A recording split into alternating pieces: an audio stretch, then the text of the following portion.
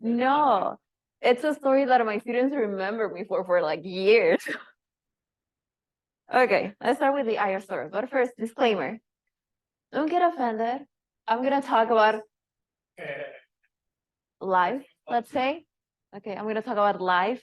Certain stereotypical things that happen. It doesn't mean that it's gonna happen for every one of you or that it has happened to me.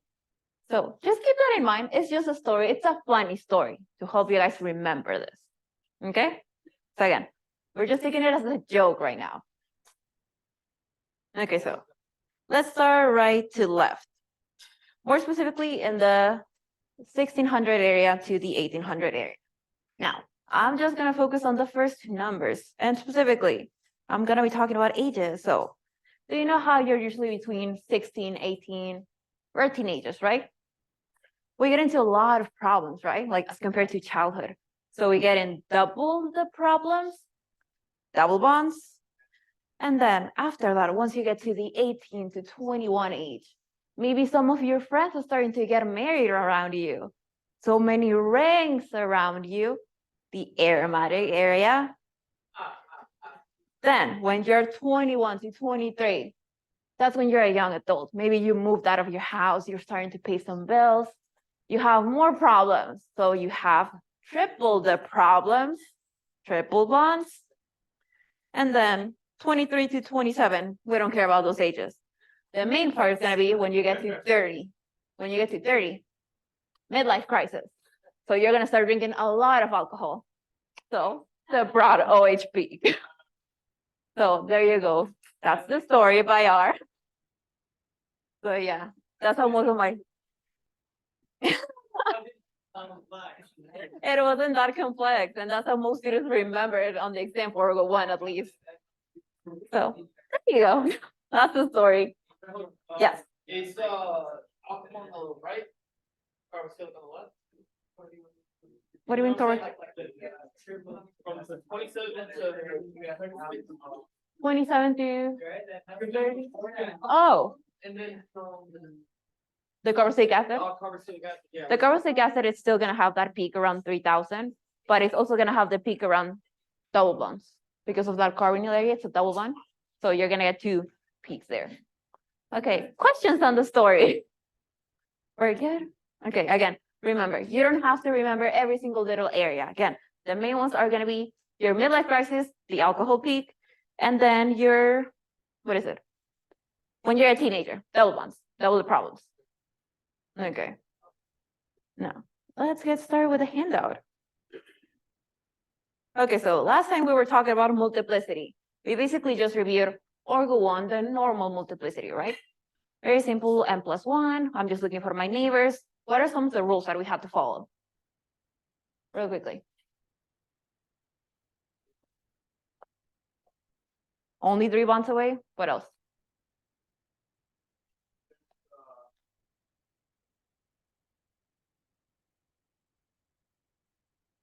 Because remember, heteroatoms, they're going to act like roadblocks, so you can't go past them. And then there's one more.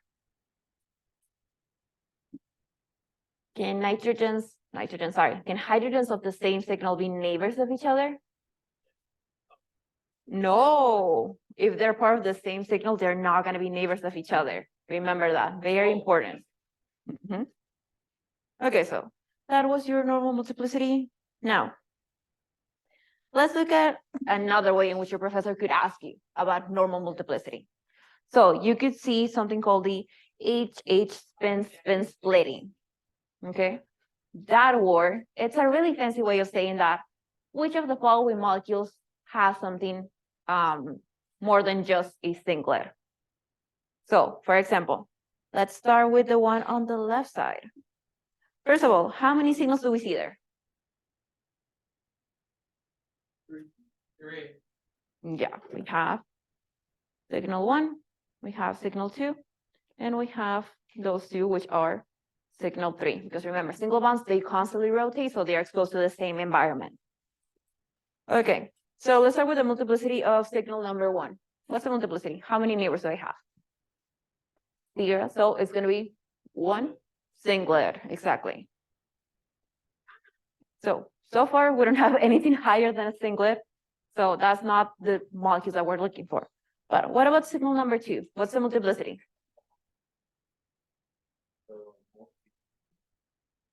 It's 7 neighbors, 6 plus 1, that's 7. Yes, or we're just gonna call it a multiplet. You are correct, yes. Okay, so I finally have something higher than a singlet. So that means that that molecule is showing the HH spin-spin splitting. Okay, that's what the questions are asking you for, something higher than just a singlet. So the answer for that one would be yes.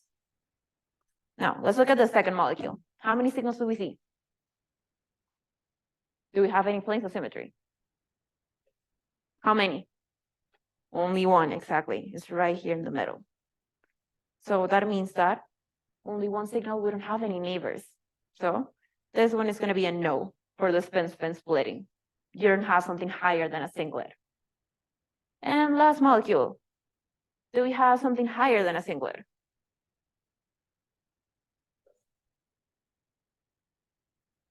For the very last one? No. We don't have anything higher than a singlet, exactly. So yes, they're all singlets, so there's no spin-spin splitting present. Okay, questions on that wording of problems? We're good? Question?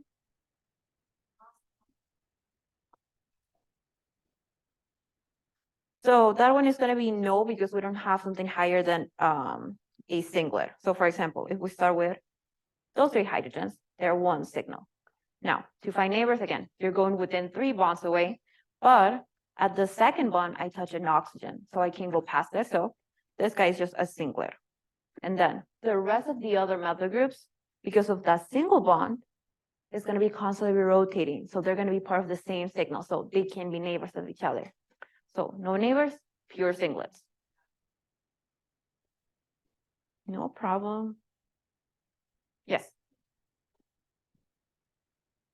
Yes. Okay, so the second one, that's the one with a plane of symmetry, right? We know that they can be neighbors of each other automatically. Also, whenever we have a plane of symmetry, we're only looking at one of those planes, and that's it. So let's say that I'm looking at the one on the right. If I do the little 3 bond away rule, 1 bond away, I touch a carbon. 2 bonds away, I touch a bromine. If I go to the left, I touch a carbon and another hydrogen, but they're reflections of each other, so they can be neighbors.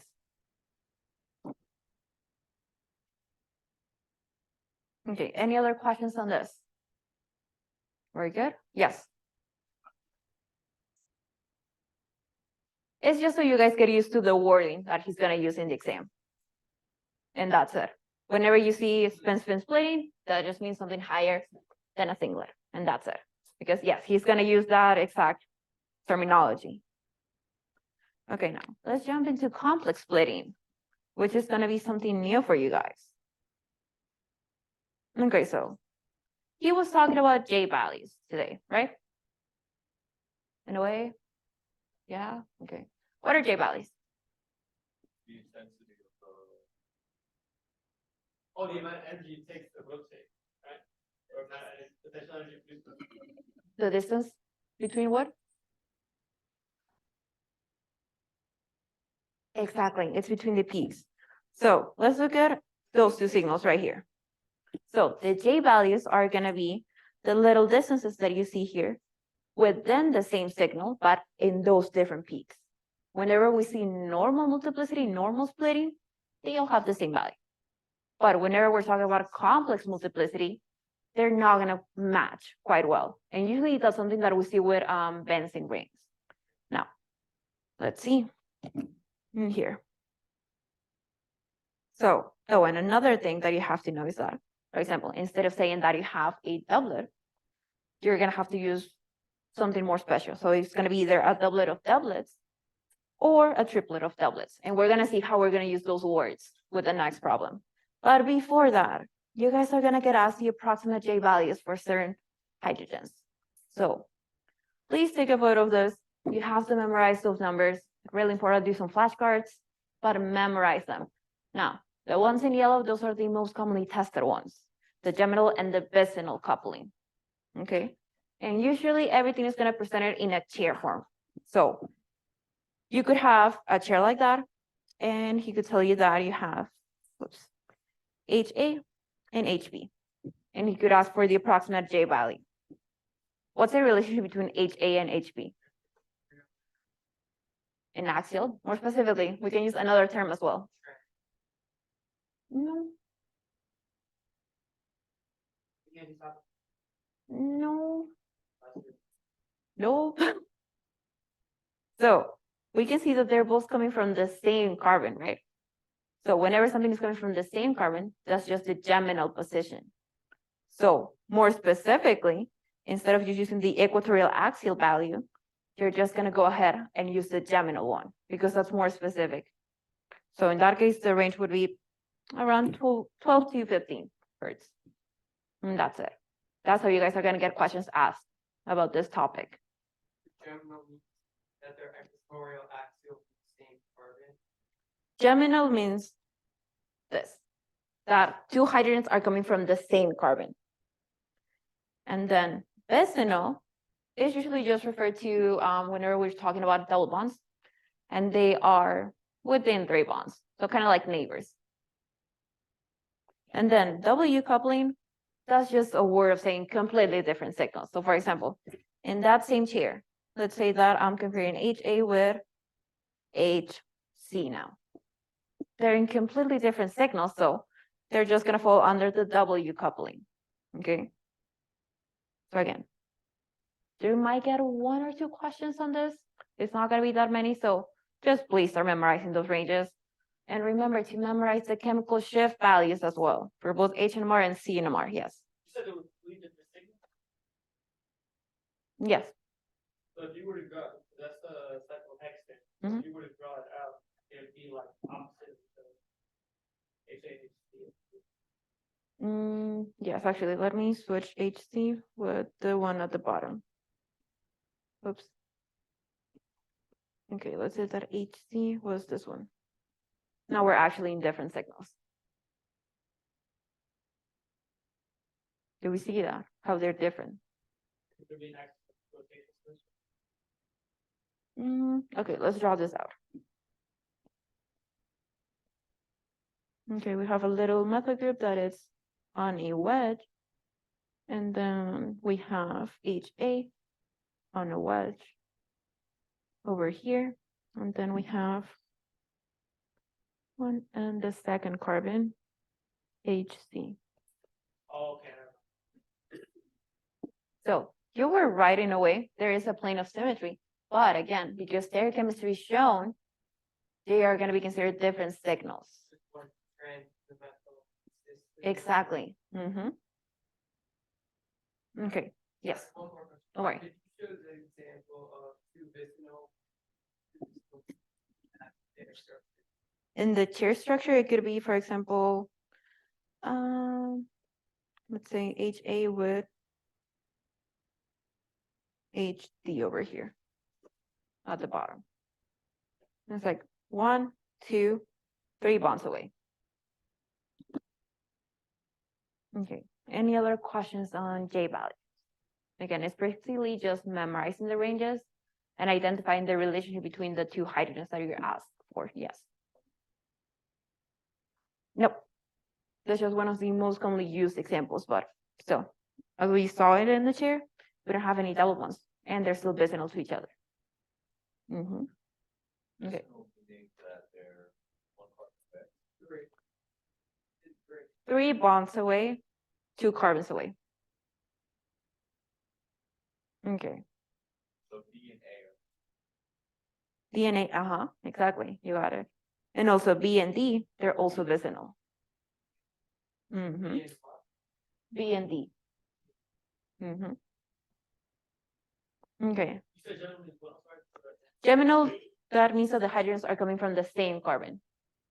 Like in the example over here. So yeah, you have some examples drawn out there.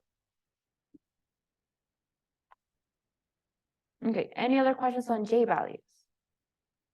Okay, looks like we're good. Now let's do practice problems with complex multiplicity.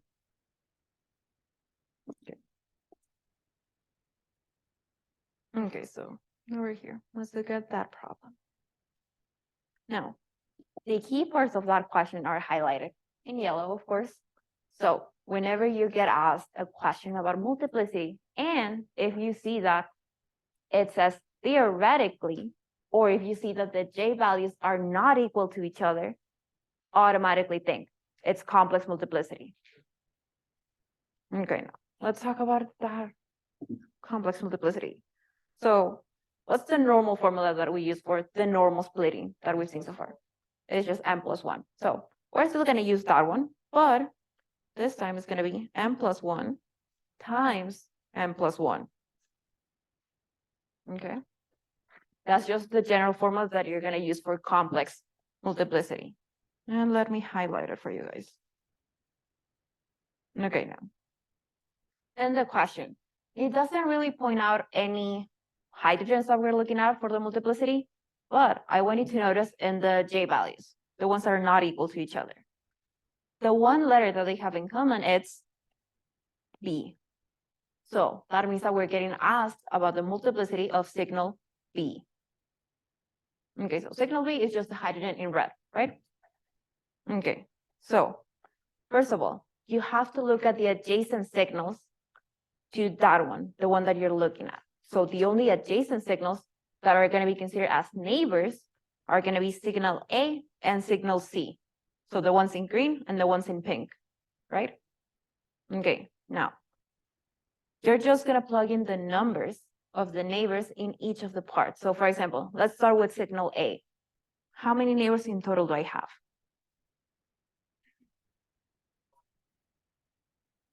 Neighbors? Looking for signal B neighbors or signal A neighbors? Okay, let me rephrase that.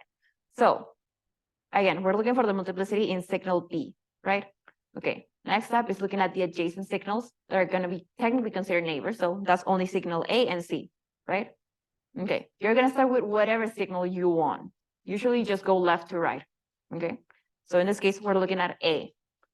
So at this point, you just have to count how many hydrogens form that signal. So it's basically what's the integration of the neighboring signal. That's the simplified ratio. It's going to be 6. So you're going to start plugging in that number. So 6 plus 1. You're just counting hydrogens. So complex multiplicity is not that complex. It's just counting hydrogens. It just sounds scary. Yes. Again, the keywords, theoretically, and when the J values are not equal to each other. That's complex multiplicity. Okay, and then we repeat the same process with the other adjacent signal, which is signal C. How many neighbors? Just 2. And then it's just going to be 7 times 3, which is 21. Beautiful. So the answer is just going to be 21. Now, in the previous page, we were talking about doublet of doublets, triplet of doublets, those guys. Question, yes. I'm sorry. You kind of text because we have, that's the integration of signal A. So just counting the number of hydrogens that compose signal A. And that's how we got 6. Does that answer your question? Okay, let's see here. So again, remember, let's start from the very beginning. We're looking at signal B. We are getting asked for the multiplicity of signal B. We know that it's complex multiplicity, so now you have to look at the adjacent signals, which are signal A and C. Next step is just counting the number of hydrogens in those 2 signals. So that's how you got it. Okay, now. If the 2 A's were different, then we multiply 3 digits. You're never gonna see that in this class. So don't worry about that. But yeah, we're not getting that excited with multiplicity.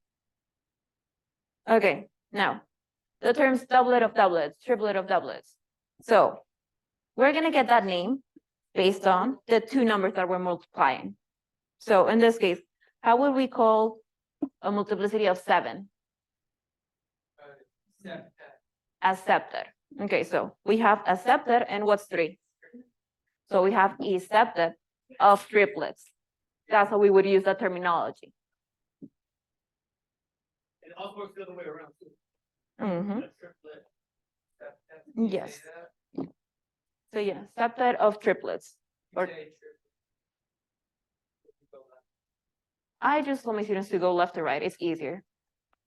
What's correct on the test? You're not gonna get asked for the name. This is just a fun fact for you guys. So yeah. You're just gonna get asked for the number, so the answer would just be 21. It's not gonna be septet of triplets.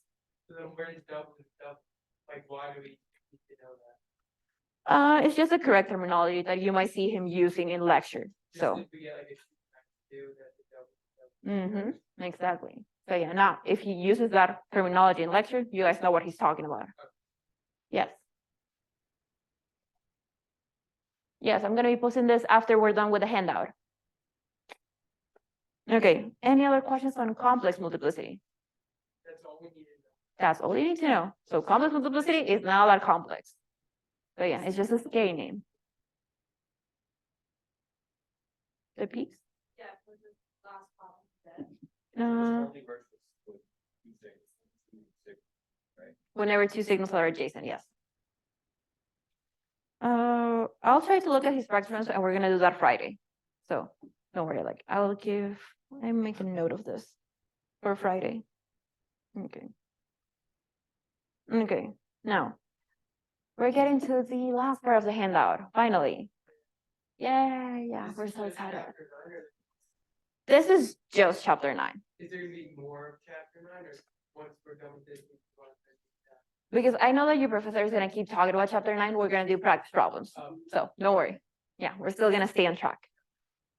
Okay, so next part is gonna be the two-dimensional NMR techniques. Now, some techniques that we've used so far are IR, HNMR, CNMR, mass spec. Now, the new ones that you have to learn are gonna be COSI, DEP, and HADCOR. So basically, you just have to know what they stand for. More specifically, it's gonna be the second one, DEP. And you're also gonna see that one in lab.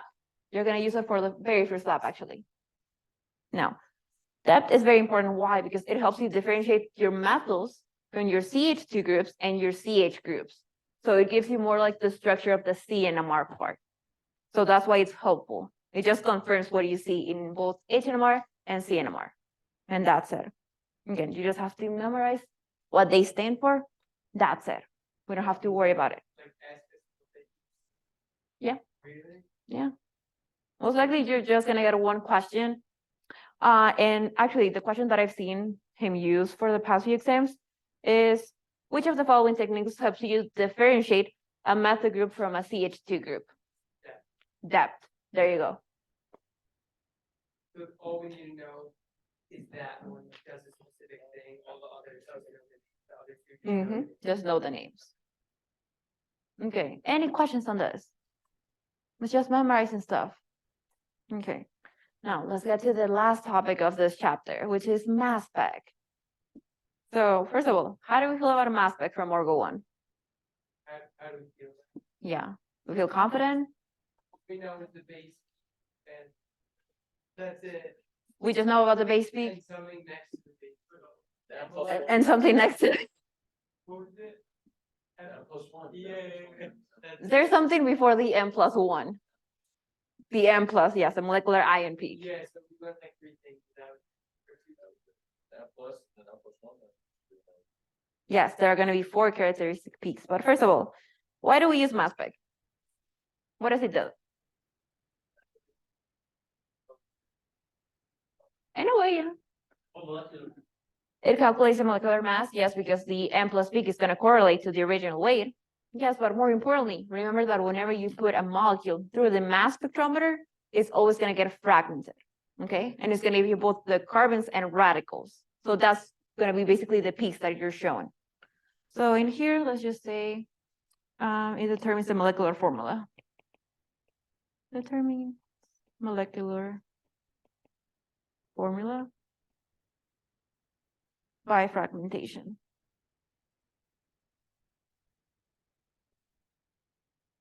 Now remember, that means carbocations and radicals.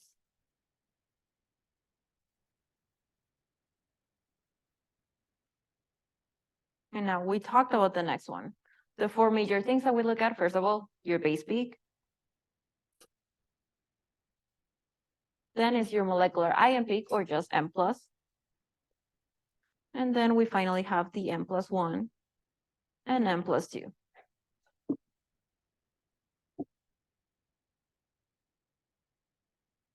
Now, let's highlight this part.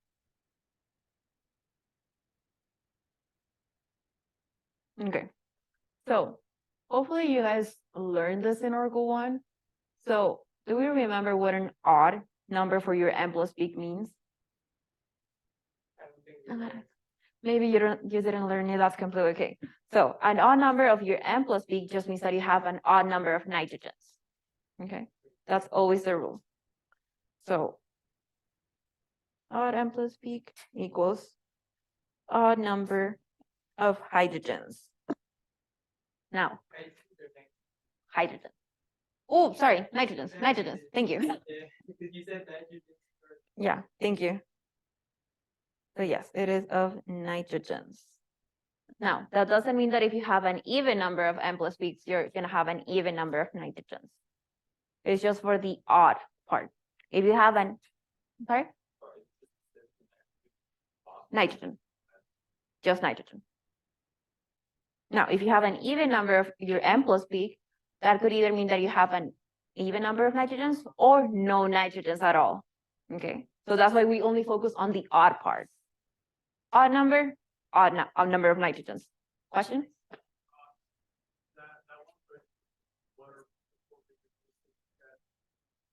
We're gonna look at that in the next page.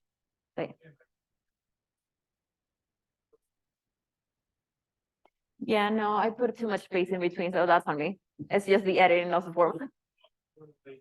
Yeah. Okay, now let's look at the next page, which is that little table. Okay, so in this case, I pre-filled it out, so you guys could actually read it properly. So yeah, so let's quickly review that. So the base peak, that's the one that we know. We know that it's gonna be the tallest peak, and you have to remember that it represents the most stable fragment, more specifically, the most stable carbocation, okay? It's very important. For mass spec, you're not necessarily gonna get questions about what's the molecule from the spectra. You're gonna get conceptual questions on this, okay? So please memorize that table. It's gonna be very helpful. So again, base peak, most stable fragment, more specifically, the carbocation.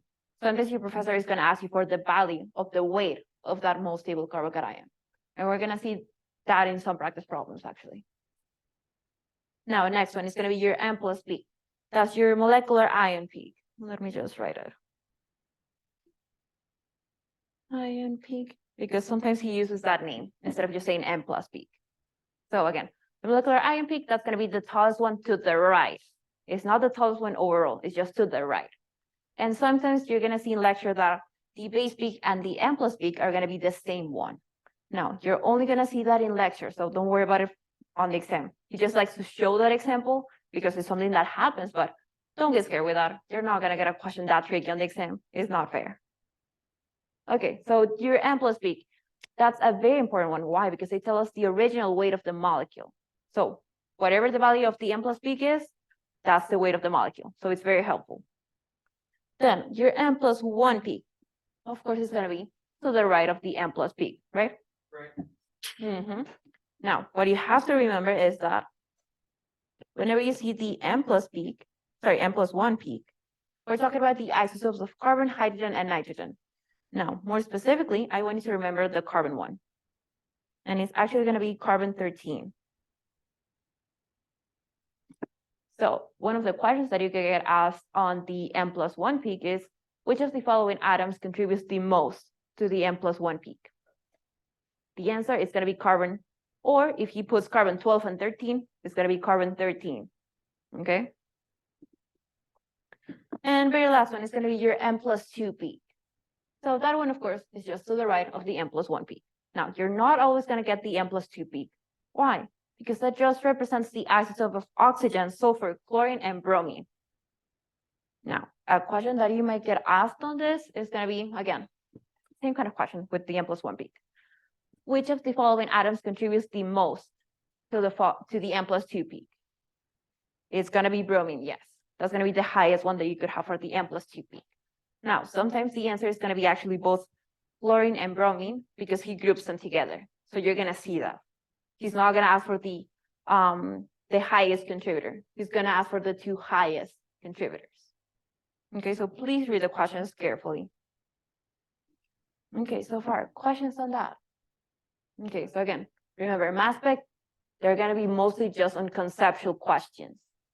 So please start reviewing those terms that we just talked about in the table. And I'm actually gonna give you a few more minutes to finish writing down your notes because I see that some of you are writing down. And then we're gonna finish up with the practice problems on mass spec. I feel like you didn't make these are the pretty- They're pretty simple. Yeah.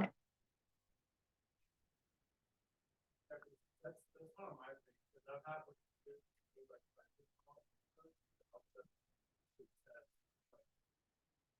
I know, yeah. No, usually whatever he presents to you during class, it's very similar to the actual exam. The only scary part is gonna be the wording that you guys are not used to, because it's gonna be different from what you saw in your mains. So that's the only thing. Okay, are we ready for some practice question?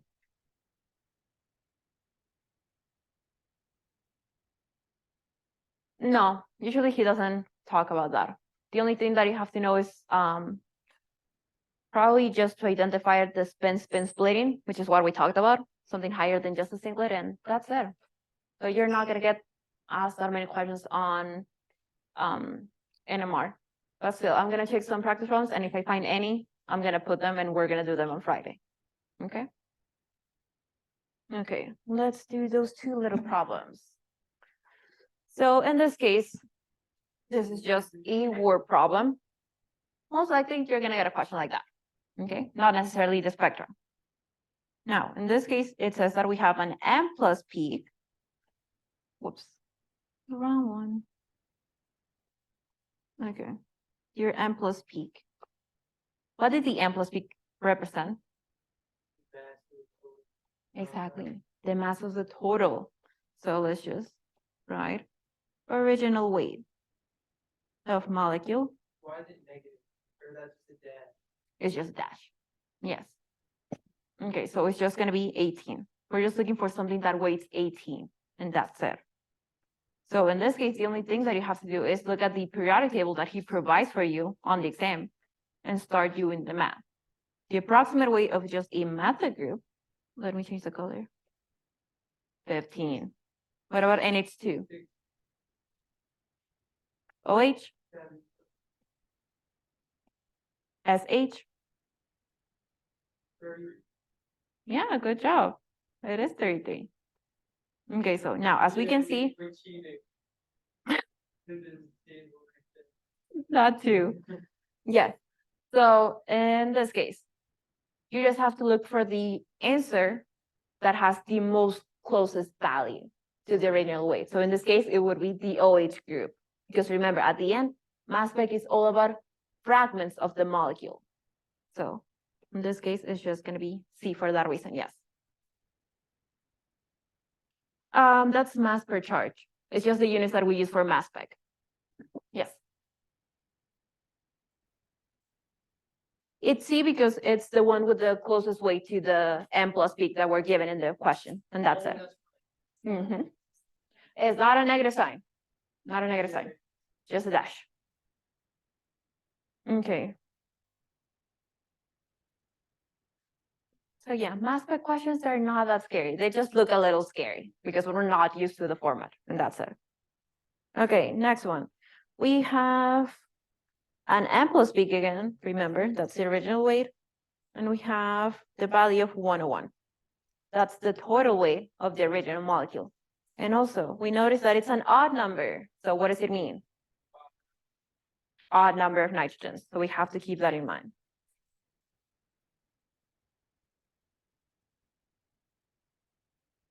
Okay, now, last clue that we're given, it's a minor M plus 1 peak. Is that gonna help us solve anything? Not really, because it's just isotopes of carbon, nitrogen, hydrogen, so not that helpful.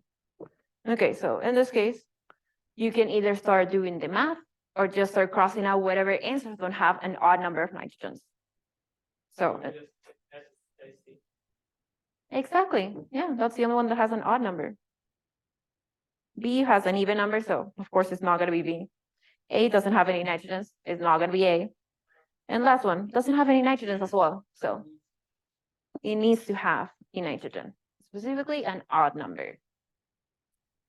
Okay, so far, questions on that? Yes.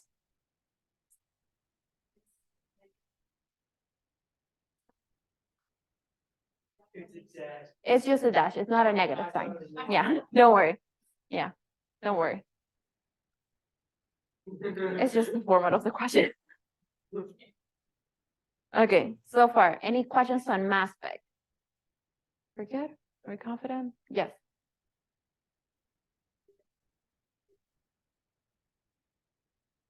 Mhm.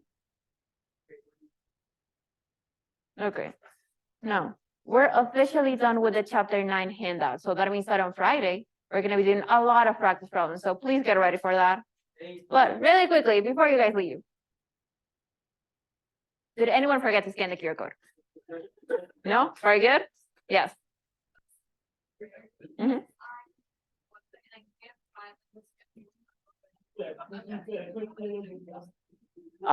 You can just Google FAU tutoring, click make an appointment, and it should take you.